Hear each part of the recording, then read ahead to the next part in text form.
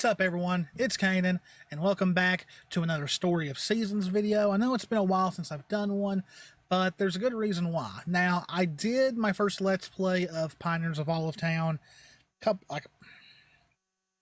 think it might be a couple of months now, and then I didn't post any other episodes. And there's a couple of reasons for that. One is because when the channel got taken down, that set us behind big time. So I've been trying to, catch up to what we were wanting to put out, and plus putting out newer stuff. And then I had to rush through Resident Evil Remake and then Resident Evil 7 before Resident Evil Village came out. So yeah, I've been kind of rushed on that.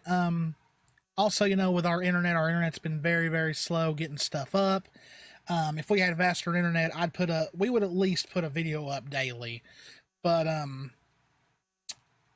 so back to Story of Seasons. The biggest reason why I have been waiting to do other episodes was because of update 1.05, which is supposed to be bringing a lot of major changes to the game. And I decided, well, until that update comes out, I'm going to wait to continue. I haven't even touched the game privately, just playing it in my spare time because I'm waiting on that update. Plus, one of the new DLCs is about to drop for the expansion pass, so I was going to wait until that dropped as well. So we're going to cover the update real fast, and then we're going to cover the upcoming DLC. So version 1.0.5 is rumored to be launching later this month, which it's already the 23rd, so it should be launching very soon. I think it's going to launch when the DLC does.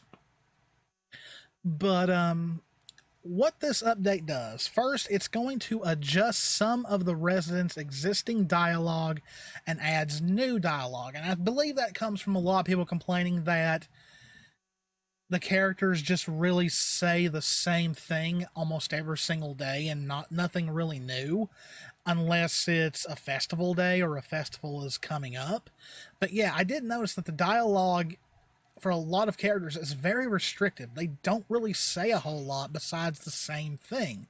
So that could be why this one has taken so long for them to come out. And I mean, like I said, it's just the rumor right now that it's coming out toward the end of May. Who knows if that is exactly true?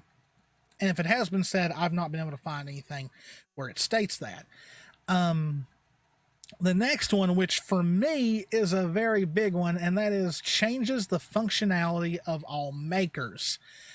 Now, if you've not played Pioneers of Olive Town, they changed the makers a little bit. Now, in the past, all Story of Seasons games had makers. They had the yarn maker, the yarn maker. Wait, did I just say yarn maker twice? Damn it. They had the yogurt maker, the mayonnaise maker, cheese maker, all that stuff. But in past games, you would throw the egg into the maker, out would come some mayonnaise just instantly. And this one, they decided to add a timer, and it kind of reminds me pretty much of my time at Portia, where you put some in, you gotta wait a certain amount of time, and then it'll be done. Well, a lot of people have complained that they just take too long, especially if, you're trying to upgrade your house for the final time, and you've got to process a lot of items, but those items take 10 hours within the game day, not 10 hours in real life, but within the game. And if you need, say, 50 of those items, 10 hours a day, it's going to take you a while to get all that done. So it doesn't really say, though, if it's going to make them faster, but it has been said that it will allow you to make more than one item at a time. So that will help, but I'm hoping it doesn't increase the time, but then again, if you're getting all of them at once, maybe it's worth waiting that extra time. Adds the ability to lock movement in a straight line.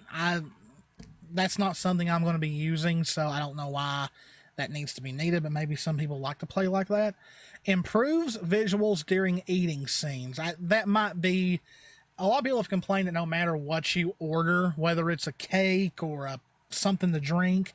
It shows the character eating a fish plate. So maybe they're going to change that. I don't know. Adjusts cooking time, so I guess they're going to make the cooking time shorter, which will be very helpful.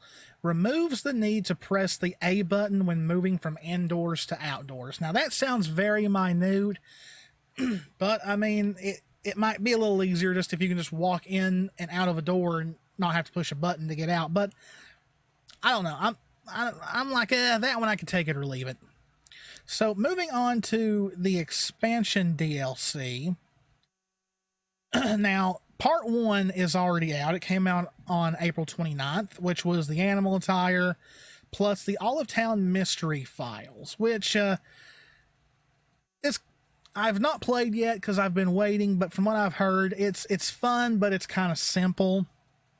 Some people weren't very impressed with it, but and apparently you cannot unlock this outfit until you're done with it, so it's not like you can wear this while you're investigating, which kind of stinks. But so here in about 4 days, on the 27th, they are going to release part 2 of the expansion pass, which includes the school uniforms, which is a set of school uniforms for your farmer and the potential marriage candidates, though they still don't have a picture of them.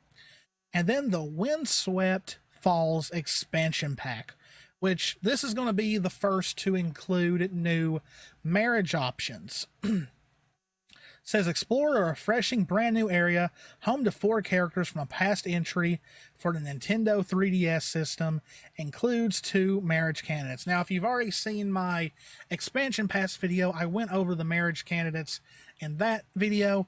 This one is pretty much featuring characters from Harvest Moon 3D A New Beginning. So yeah, 2 marriage candidates and also 2 characters from that game. So that's going to be very, very exciting. Like I said, as a recording of this video, it's May 23rd. So, and this comes out on the 27th. So very, very exciting times ahead. So yeah, reception of this game has sadly been kind of mixed. There's people who love it and there's people who do not like it. Some people saying they would just rather go back to the Friends of Mineral Town remake.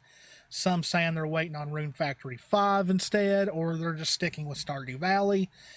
Me, like, I'm enjoying it. Like, I've got, you know, before I stop playing to wait on this update, I've got plenty of hours into it. I do think this update will help a lot of things.